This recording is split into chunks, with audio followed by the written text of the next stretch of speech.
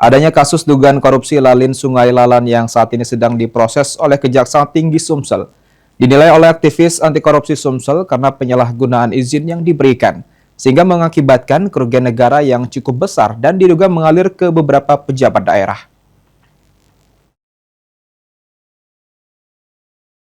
Munculnya kasus dugaan tindak pidana korupsi pada lalu lintas pelayanan wilayah perairan Sungai Lalan di Kabupaten Musi Banyuasin, yang saat ini ditangani Kejaksaan Tinggi Sumsel, mendapat sorotan dari aktivis anti korupsi Provinsi Sumatera Selatan.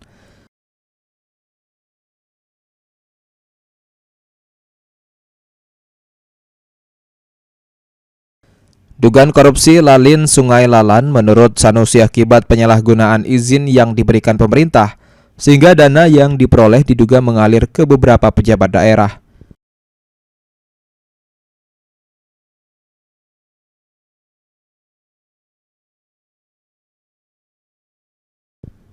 Dengan aturan daerah yang berjalan lebih dari 5 tahun, Sanusi meyakini kerugian negara lebih besar dari perkiraan, lantaran dana yang didapat pada lalu lintas pelayanan Sungai Lalan tidak masuk ke dalam kas negara.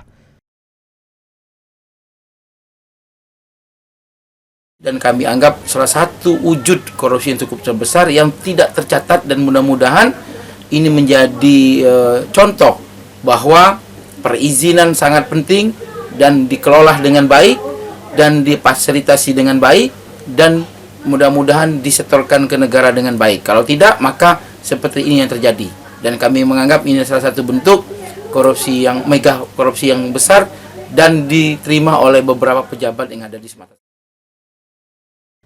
Adanya kasus tersebut, Sanusi meminta kepada penegak hukum untuk mengusut tuntas agar korupsi perizinan di Sumatera Selatan tidak kembali terulang.